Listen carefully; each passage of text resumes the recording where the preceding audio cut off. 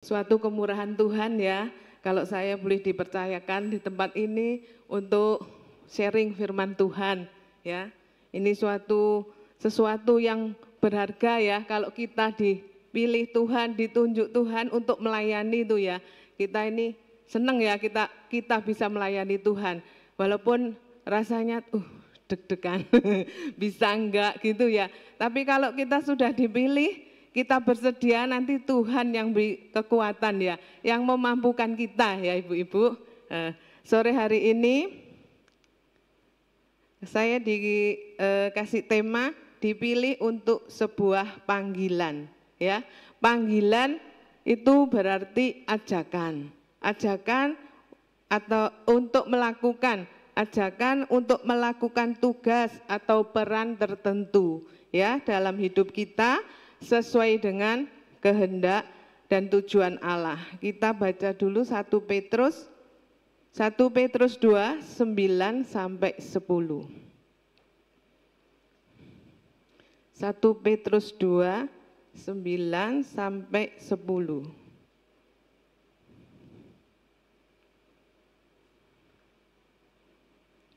Ya, saya enggak kelihatan. 1 Petrus. Ya.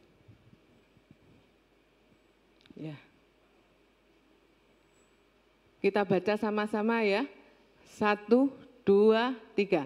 Tetapi kamu bangsa yang terpilih, imamat yang rajani, bangsa yang kudus, umat kepunyaan Allah sendiri, supaya kamu memberikan perbuatan-perbuatan yang benar, yang besar dari Dia yang telah memanggil kamu keluar dari kegelapan kepada terangnya yang ajaib. Kamu yang dahulu bukan umat Allah, tetapi yang sekarang telah menjadi umat-Nya, yang dahulu tidak dikasihani, tetapi yang sekarang telah beroleh belas kasihan ya. Jadi kita dipanggil, dipilih Allah ya, itu karena kemurahan, karena anugerah Tuhan ya. Panggilan itu bisa secara umum, keselamatan dan hubungan dengan Tuhan, atau panggilan khusus untuk melayani Tuhan dan melebarkan kerajaan surga. Setiap wanita ya, kita punya panggilan yang spesifik ya, atau khusus, panggilan masing-masing. Seperti kita ini ada ibu rumah tangga sebagai istri, ada penggembala ya, ada pengajar dan lain-lain ya, sesuai dengan panggilan yang Tuhan sudah tetapkan pada kita. Pada zaman sekarang ini wanita bisa ya, atau mampu mengerjakan segala sesuatu yang biasanya dikerjakan kaum pria. Kalau dulu mungkin masih sedikit, sekarang ini banyak ya yang bisa dikerjakan oleh kaum wanita, bahkan bisa melebihi kaum pria ya. Ibu-ibu dengar enggak? Saya ini pernah lihat sendiri tetangga saya betulin genteng ibu-ibu. Ya padahal umurnya ya tidak muda lagi, antara 30 40 lah. Loh, naik genteng, betulin genteng. Loh, coba. Ini semua yang dikerjakan pria itu, wanita itu bisa ya. Banyak juga di pahlawan-pahlawan kita, Ibu Kartini, siapa lagi ya, Cuk Nyadin, semua itu wanita. Memang wanita itu diciptakan Tuhan sebagai penolong. Kita harus kuat ya. Jadi Ibu pahala itu diberi hikmat. Kalau kita dekat dengan Tuhan itu diberi hikmat, bisa berani. Jarang loh, kadang laki-laki aja nggak berani loh menghadapi gitu ya. Kalau ini Bu Pahala sendirian di rumah ya Bu ya, terus wanita bisa menghadapi itu, tegas loh ya, sampai kaget tadi lihat mimiknya Bu Pahala itu, kita sudah takut. Itu semua itu kemurahan Tuhan, hikmat Tuhan, perlindungan, penyertaan Tuhan ya. Jadi kita sebagai wanita kalau sudah dipilih Tuhan, Tuhan yang akan memberikan kita kemampuan ya. Tapi kalau kita ini sudah menjadi wanita yang sebagai penolong, bisa apa-apa Ya, kita tidak boleh melakukan sekehendak kita sendiri. Kita harus tetap menuruti firman Tuhan, ya, sebagai wanita yang taat akan firman Tuhan, ya. Mari kita akan baca lagi di dalam 1 Petrus 3 ayat 1 sampai 6. 1 Petrus 3.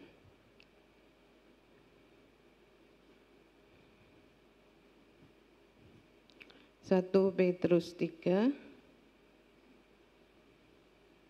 ayat 1 sampai 6. Demikian juga kamu, hai istri-istri, saya ayat 1, ibu-ibu ayat 2, begitu selanjutnya ya sampai 6. Demikian juga kamu, hai istri-istri, tunduklah kepada suamimu, supaya jika ada di antara mereka yang tidak taat kepada firman, mereka juga tanpa perkataan dimenangkan oleh kelakuan istrinya. 2, ibu-ibu.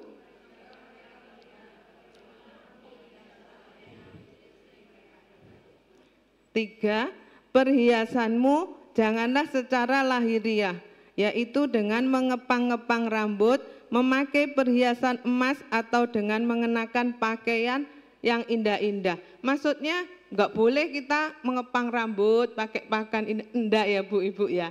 Itu maksudnya ya kita pakai seperlunya, tapi maksudnya itu enggak terlalu penting ya. Yang penting tuh yang dari dalam ya. Ini 4 ayat 4 ya.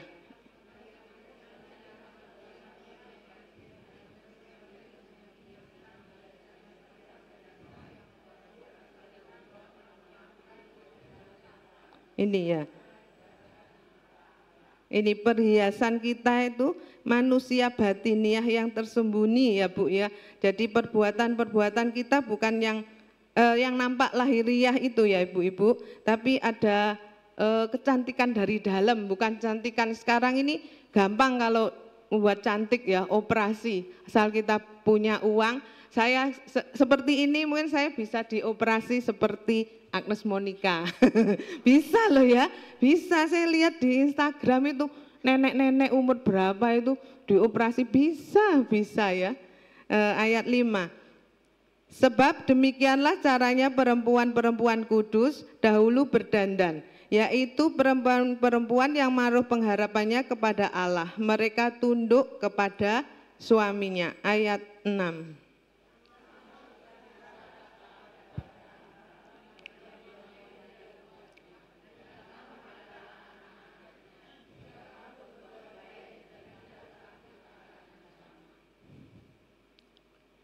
Sama seperti Sarah ya, yang menamai dia, memanggil suaminya itu Tuan ya. Kita kalau manggil suami kita apa ibu-ibu? Pak, yang, ada enggak yang manggilnya Dul? Ada enggak yang di belakang senyum tuh apa manggil Dul? Angkat tangan malahan. Jadi ya kita menghormati suami kita meskipun kita ini rasanya loh ya, rasanya lebih bisa gitu loh ya, lebih bisa ya. Seperti yang disaringkan Ibu Pahala di firmannya Rabu itu, kapan hari ya, kita tunduk sama suami itu apa harus setiap perkataan suami itu ya gitu ya. Nah, ini kalau menurut hikmat saya ya, menurut hikmat saya, kita bisa menjawab, suami saya, kalau kita sesuai dengan firman Tuhan ya, saya juga sudah sering sharing sama hamba Tuhan, gak apa-apa, bukan menurut tuh harus iya semua ya. Kadang kita yang diberi hikmat untuk menasehati suami kita, tapi kadang kalau kita memberi nasihat itu identik dengan ngomel, katanya tuh gitu ya. Padahal kita ini dikasih hikmat Tuhan untuk menasehati, kan kita sebagai penolong ya ibu-ibu ya, sebagai penolong, jadi tidak salah ya. Kalau memang kita rasa tidak sesuai dengan firman Tuhan, boleh ya, boleh, tapi bukan dengan marah-marah gitu ya. Kita lakukan dengan baik, itu boleh ya. Tadi 1 Petrus ya. Jadi kita sebagai istri ini istimewa ya, diciptakan aja dari tulang rusuk. Jadi kita ini kuat ya, diciptakan Tuhan itu kuat. Kita baca Kejadian 1:26 sampai 27. Kejadian 1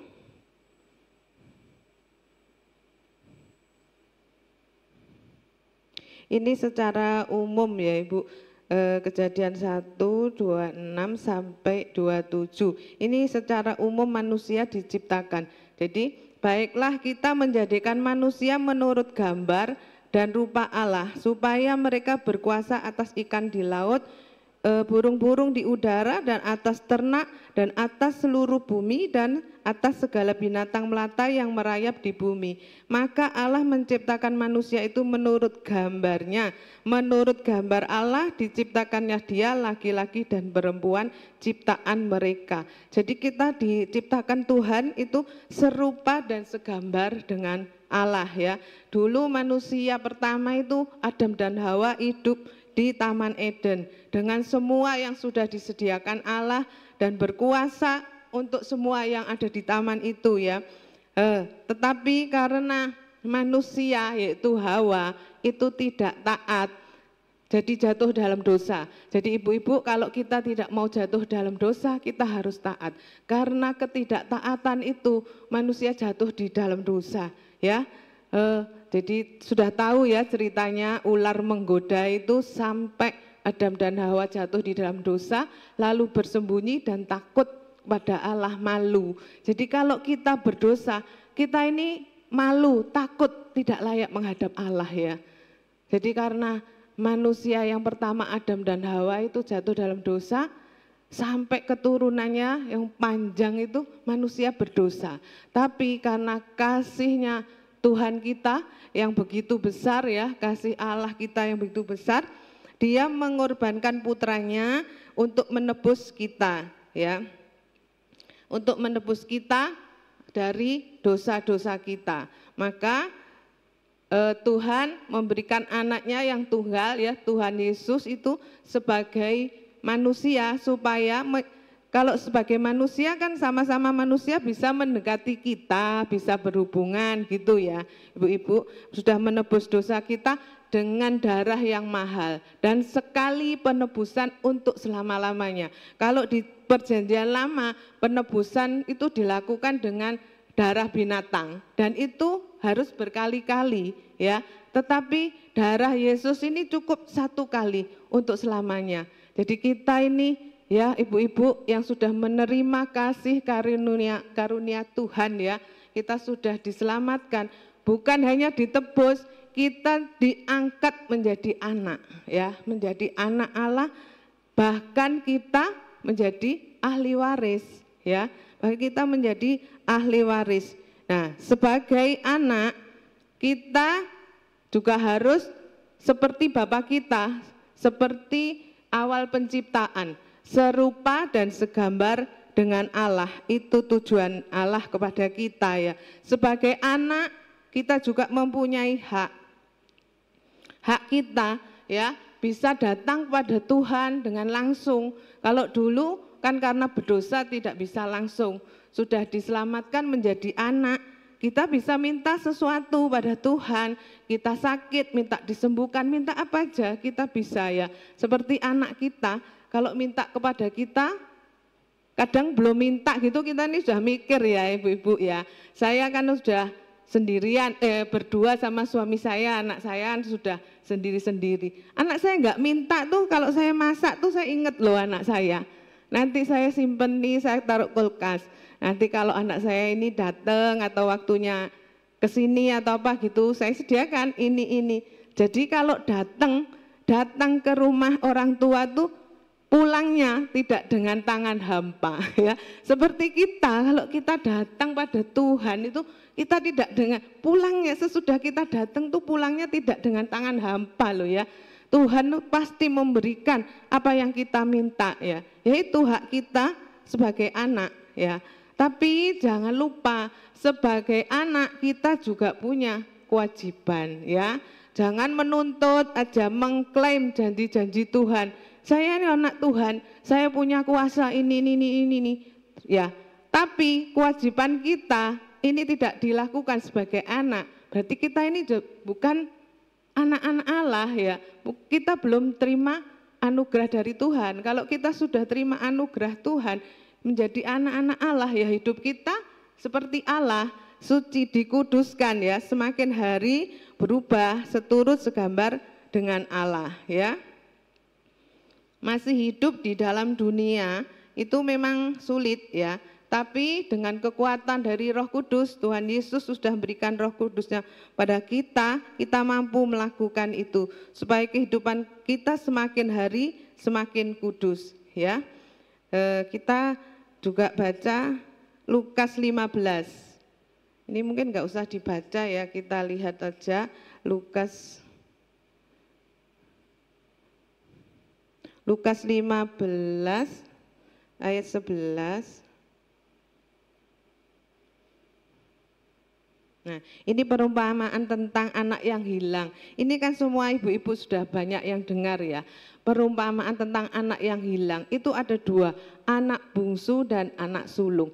Anak bungsu ini nakal gitu ya, minta warisan ke bapaknya, lalu pergi ke luar kota, dihabiskan semua hartanya itu dihabiskan, berbuat hal-hal yang tidak disukai, yang tidak berkenan pada Bapa. Setelah habis semua, dia tuh nggak bisa makan, bekerja, mau makan makanan babi aja itu tidak boleh sama majikannya. Terus dia ingat akan bapaknya yang di rumah. Dulu di rumah itu pegawai bapaknya aja itu makannya itu enak-enak gitu. Saya ini cuma minta makanan babi aja, tidak boleh, tidak bisa. Anaknya kembali pulang dan minta maaf pada bapak karena bapak itu sangat baik ya. Bapak kepada anaknya itu kan selalu baik, selalu menerima, mengampuni, bahkan diberi jubah baru, cincin dipestakan. Nah, ini sifatnya anak bungsu tidak baik ya. Kita sebagai anak juga tidak seperti anak bungsu. Anak sulung pun ini juga kurang baik ya. Kita juga jangan seperti anak sulung. Karena apa? Waktu bapaknya itu mengampuni anak yang bungsu ini, anak sulungnya ini kayak iri gitu ya, iri, cemburu, sakit hati gitu, tidak mau mengampuni yang anaknya sulung ini. Jadi padahal dia bilang, kok anak bungsu ini, adiknya ini kok dikasih dipestakan gitu. Padahal kan saya nggak pernah dipestakan gitu. Dia tidak sadar kalau dia itu anak ya. Kalau kita anak dari Bapa, semua yang miliknya Bapa itu ya milik anak gitu. Dia tidak sadar kalau dia itu sudah memiliki semuanya. Dia bilang saya nggak pernah dipestakan. Jadi karena ya itu iri hati, tidak mau mengampuni, itu yang harus dibuang dari sikap-sikap kita ya Ibu. Kita tidak boleh iri hati dan kita harus bisa mengampuni ya. Kadang kita ini tidak sadar ya, kalau kita ini sudah dikasih karunia Tuhan menjadi anak-anak Allah ya, memiliki semua kepunyaan Bapa ya. Tidak sadar kita juga dalam perbuatan itu tidak taat, tidak seperti Bapa. Kalau kita sudah menjadi anak dikasih anugerah, kita ayo ibu-ibu ya, berusaha untuk hidup lebih baik lagi ya. Seperti di Matius 33, ini ayat yang sudah ayat hafalan ya, tidak asing lagi bagi kita, boleh dibaca. Matius 6:33.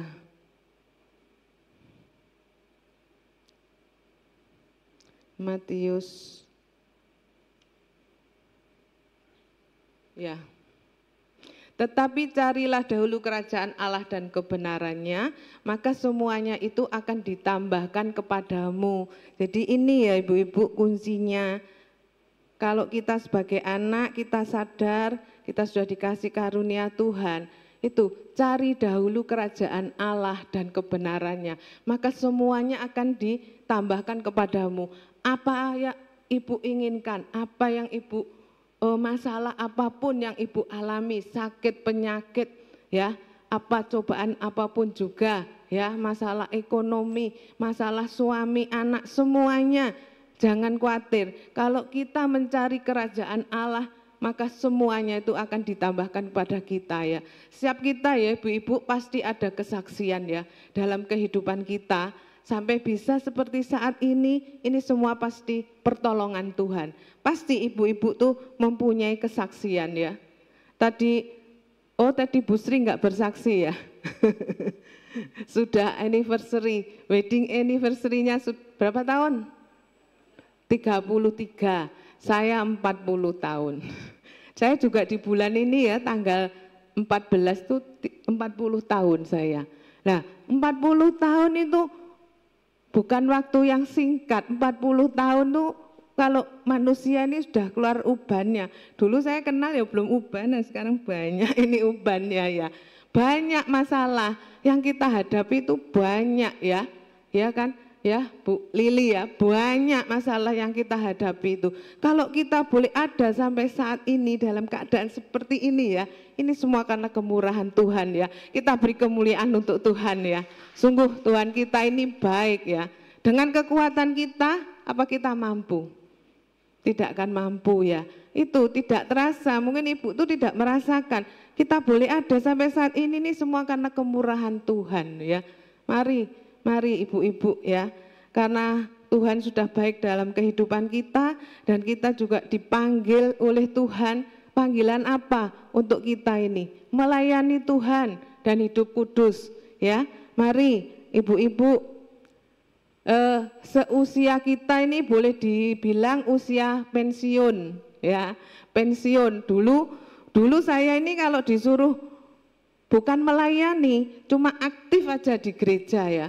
Saya ini kan dulu waktu menikah, terus punya anak itu, anak pertama itu saya ini langsung pindah di luar pulau. Saya di Denpasar, dapat anak satu. Enggak, melahirkannya di Surabaya. Terus saya bawa ke Denpasar umur 2 bulan. Saya dipindahkan lagi tugas suami saya di Palembang. 7 tahun mungkin, dapat lagi anak 2. Jadi punya anak 3. Saya ini di luar pulau ya. Saya tidak ada yang menjaga, tidak ada saudara gitu ya yang dekat namanya di luar pulau. Zaman dahulu juga masa ada handphone kayak sekarang. Ayo video call kangen, nggak ada. Jadi saya nih ya harus belajar, saya kerjakan sendiri. Jadi waktu itu saya kalau tidur di kantor itu, suami saya itu kantornya di bawah, saya di atas. Nah, karena saya ini sibuk, ya ada pembantu itu cuma pembantu kantor itu loh ibu-ibu, bantu kantor. Jadi kalau jam kantornya tutup, sudah saya ini jaga anak-anak saya sendiri. Saya cuma datang di ibadah umum dan di kayak seperti sekarang kubu doa, di persekutuan doa, ya. Di persekutuan doa. Jadi di di persekutuan doa benar. Cuma itu. Nanti kalau saya disuruh datang ada pelayanan kedukaan, besuk, saya enggak mau ikut. Enggak ada komunitas, enggak mau ikut. Saya takut kalau sudah terlibat nanti saya ini kan repot gitu loh ya. Enggak bisa, nanti saya enggak mengikuti ini. Jadi saya cuma mengikuti itu aja. Tapi saya setia loh ibu-ibu. Meskipun pas suami saya keluar kota, kalau mobilnya enggak dibawa, anak saya 3. 3 itu kalau yang kecil 1 tahun, nomor 2 itu selisih 3, 4 tahun. Yang besar itu 6 tahun. Bayangi 6 terus 4, 1 tahun. Ini saya bawa semua kalau persekutuan doa. Itu kalau mobil suami saya itu ditinggal pas suami saya ke luar kotanya tuh naik pesawat. Kalau suami saya bawa mobil, saya ini sampai nunut sama kalau di sini ketuanya. Mungkin kalau di kita Pak Yohanes, Pak saya nunut. Lah Pak, ketua saya ini pakai mobil pick up itu ya. Jadi saya nih, ibu duduk di depan aja. Ya saya enggak enak tahu ada istrinya. Kan pick up cuma orang 2. Enggak saya dibilang. Saya ini sampai di belakang loh sama anak-anak saya loh. Di pick up tuh saya duduk belakang loh. Duduk belakang saya. Jadi saya lakukan itu dengan setia, saya datang terus gitu ya. Jadi kalau saya mikir-mikir, nah sekarang ini saatnya saya ini sudah pensiun karena anak-anak saya ini sudah berkeluarga, Saya sendiri kan dulu bekerja loh sampai bosen ibu-ibu. Saya buka catering tuh tahun 97. Ibu ingat yang namanya Krismon 97. Semuanya pada di PHK, termasuk suami saya. Saya ini harus kerja apa? Saya ini sharing sama Bu Gembala, Bu Tekno itu Bu Gembala. Bu, saya mau kerja. Di mana? Apotek, kan saya sekolahnya obat, kerja di apotek. Terus anaknya, ya saya panggil pembantu. Loh jangan, anak nggak pernah diasuh pembantu, diserahkan pembantu, nggak usah. Nah terus gimana? Saya harus kerja gitu. Terus kasih solusi. Ibu apa bisanya? Makanya ibu-ibu kita ini melayani Tuhan. Pasti ada, satu talenta itu pasti ada, nanti kita bisa kembangkan. Saya bisanya masak Bu, jadi saya dikasih ide. Ya itu saya ini buka catering ibu-ibu. Buka catering tahun 97. Saya tutup tuh baru kira-kira 2 tahun yang lalu. Jadi berapa tahun itu? 20, hampir 25 tahun ya. 25 tahun saya sampai bosen. Sampai, nah sebelum COVID, saya ini kan ikut doa di rumahnya Bu Sofiana ya, mungkin tahu ya. Enggak banyak, cuma beberapa orang. Bu Sofiana itu bilang sama saya gini, Me, kamu ini masak terus, nanti kamu sudah pensiun, kamu dipakai Tuhan, kamu melayani Tuhan, gitu loh Bu Sofiana tuh. Saya bilang, loh ya amin, kalau saya dipakai Tuhan, melayani Tuhan ya enggak, ya puji Tuhan, saya didoakan begitu sama Bu Sofiana itu ya. Jadi ini sekarang waktunya, saya lihat kan ibu-ibu ya seumuran saya, di bawahnya sedikit, di atasnya sedikit ya. Jadi kan sudah dibilang masa pensiun, ada cucu itu juga kita menjaga cucu, tapi kan tidak kewajiban gitu loh maksudnya. Kalau kita waktunya ke gereja, ya udah cucunya itu dikasihkan gitu loh maksudnya, ya kan bisa gitu. Kita masih punya banyak waktu. Jadi mari di gereja kita juga ibu-ibu ya banyak program. Yang di kaum wanita, yang siapa belum melayani Tuhan boleh ikut melayani, boleh minta daftar. Saya mau melayani ini boleh. Di ibadah umum juga boleh melalui koordinator masing-masing. Saya rindu melayani Tuhan. Ini boleh. Kita juga dibuka tim besuk ya. Sekarang ini mulai bulan ini tim besuk, tim kedukaan. Mari ibu-ibu ya ikut ya melayani Tuhan. Yaitu bukan untuk Tuhan, ya untuk kita sendiri ya. Kalau kita bisa melayani Tuhan itu ya untuk kita sendiri ini loh ya. Untuk kita sendiri. Kita ini sudah diselamatkan Tuhan, kita harus sadar siapa kita. Siapa kita ini. Jadi kita tidak boleh hidup serupa dengan dunia ini ya. Kalau kita beribadah, saya dengarkan hari Jumat tuh firmannya Donita Timu itu ya. Bagus ya.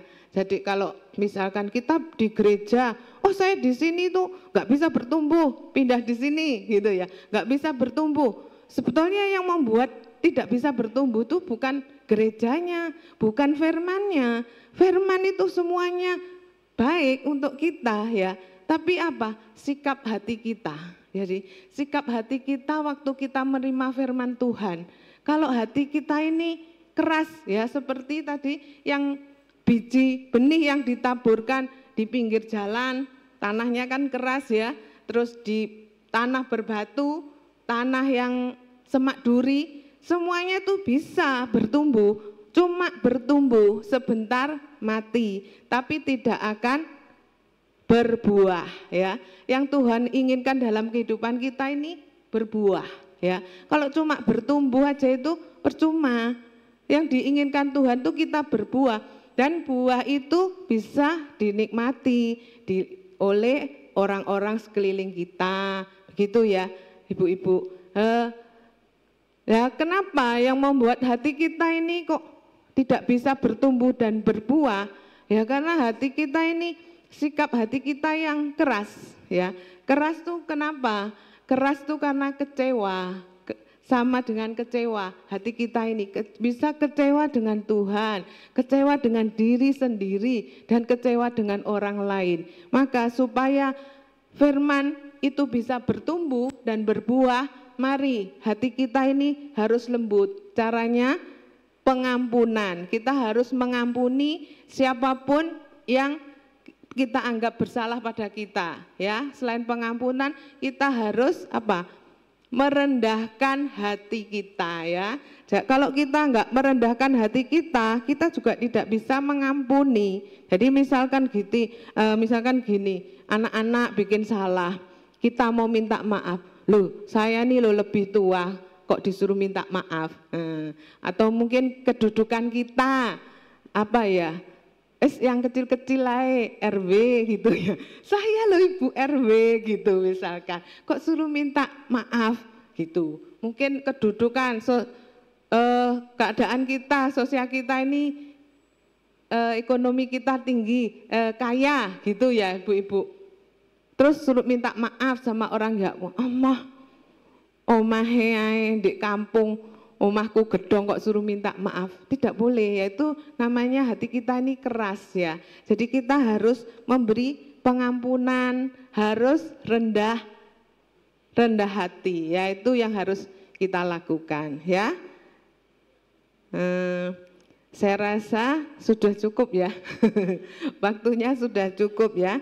Jadi saya panggil WL sama singer musik. Kesimpulannya ya Ibu-Ibu, kita manusia umumnya ya sudah diciptakan Tuhan ya, lalu kita jatuh di dalam dosa dan Tuhan sudah mengangkat kita, mengasihkan anugerahnya, kita diselamatkan, kita diangkat menjadi anak dan menjadi ahli waris, dan setelah itu kita dipilih untuk sebuah panggilan kita hidup kudus melayani Tuhan. Mari Ibu-Ibu ya, kita lakukan semuanya itu, maka kita akan menjadi anak-anak Tuhan yang berkenan kepada Tuhan, yang mewarisi kerajaan surga. Kita bangkit berdiri ya Ibu-Ibu, kita akan pujikan